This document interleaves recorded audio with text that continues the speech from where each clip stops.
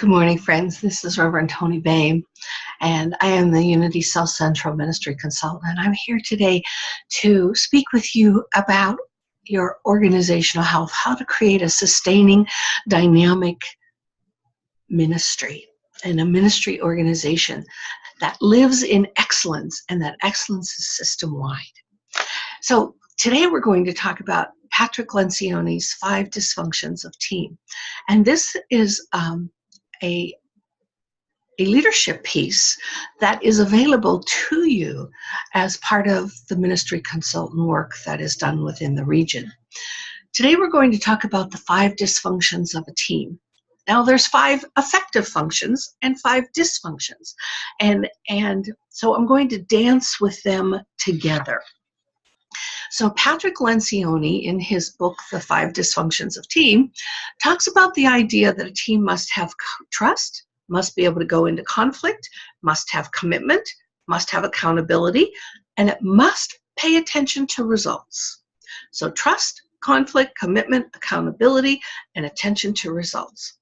So now we're going to talk about the opposite of those, when there's absence of trust. He says that when there's absence of trust on a team, that there is a fear of being vulnerable among the members, meaning there's a fear of telling the truth, there's a fear of being honest, there's a fear of not being heard, there's a fear of speaking and not being heard. So that trust becomes important. In fact, Patrick Lencioni did a survey of 12,000 teams. Friends, that's a huge survey. And in that survey, that what they found was the number one thing that is alive in teams is a lack of trust. 40% of all teams said there was a lack of trust within their system, meaning the unwillingness to be vulnerable. And remember, vulnerability means the capacity to be courageous regardless of outcome. Are you willing to be that courageous person?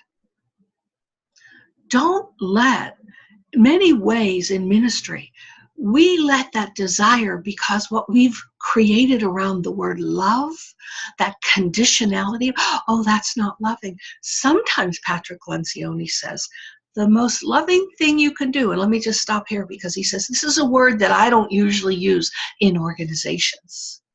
But he says, the most loving thing you can do is invite somebody into a higher level of seeing who they are by inviting them into seeing where their next level of growth is.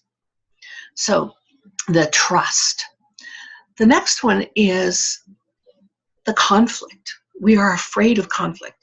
Now, friends, you know this shows up a lot, especially in ministry. The moment any discomfort, the moment conflict arises, somebody wants to rush to prayer instead of allowing the conflict's an energy. And as long as it doesn't go to dysfunctional conflict, as long as it is conflict that just allows people to give their opinions, to talk about what's important when you're in the process of decision making, conflict is very good.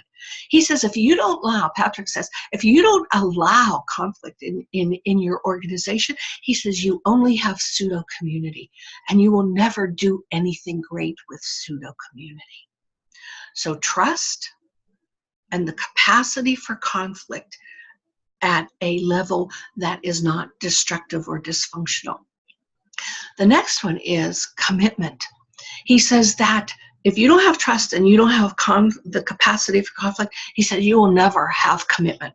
Not the great commitment. He says that the commitment is a lack of clarity and a lack of buy-in from team members in making decisions. If there isn't commitment, there will be this lack of buy-in, which means that as the board president, as the minister, you have to make sure everybody in the room gets heard.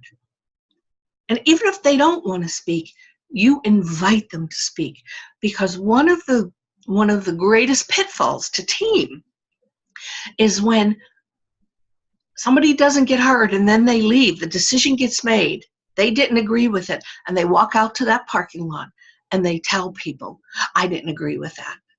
Right there, you already have major dysfunction on your board, and you are destroying the board system and the integrity of team on the board. So he says, when you have the absence of trust and you're afraid of conflict, you will have a lack of commitment. Because when you have trust and when you can engage honestly and openly and authentically with each other, be courageous enough, you will have that commitment that's needed when it's time to make the tough decisions. I want to add something else here. Friends, be very clear what your decision-making point is. I don't care what it is, but be very clear as part of your board agreements that you know that when we take a vote, 51%, 66%, 75%, that vote is made. That vote is made, and we walk out as a unified whole. That becomes very important. The next is avoidance of accountability. He says, when you do not have accountability in your system, and he says that this is that trying to avoid interpersonal discomfort because you don't want to say to somebody, this isn't working. I have seen over and over and over again, and I've worked with over 300 ministries, people in the wrong positions, thus not able to do the job, and nobody wanting to speak to them because they're such a nice person. That does not bring excellence to a system. There may be somewhere else that they could fit in. Might be a non-paying job. But to keep somebody that's not performing because you don't have an evaluation system, you don't have a feedback system, you don't want to face it, because face it, a lot of ministers are people pleasers. That's part of why they go into ministry, because they have this desire to serve people, which is good. But don't let your good become a detriment.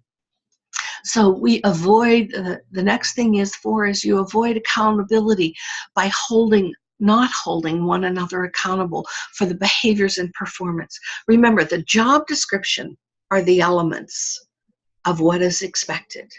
Accountability is, did you do it? A simple yes or no. Did you fulfill the elements of the job? And last, and this is huge, inattention to results. Oh, well, they didn't do it. They said they would do it, but they didn't do it. We'll just let that go. Inattention to results. Friends, when you have inattention to results, then people are not meeting their goals. Then the ministry's not meeting its goals. And things start to erode because the focus is not on collective success. This is where in ministry we move from I to we and the highest good of all, not just an individual. So you must pay attention. You must have trust. You must be able to engage in conflict. You must have a commitment, a full commitment for everybody when you walk out of a meeting and there have been action steps created.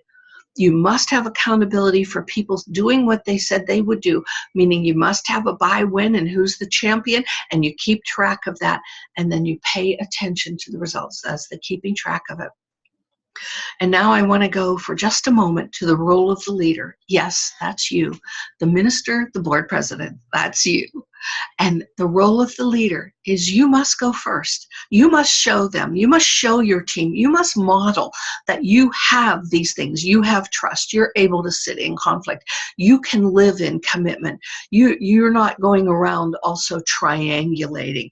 You are accountable to what you said you would do, and you pay attention to results. So you go first. And you must know how to mind for conflicts. One of the things I do in the leadership training is I talk about the power of right questioning and what that means in mining for conflict. We talk about that a lot.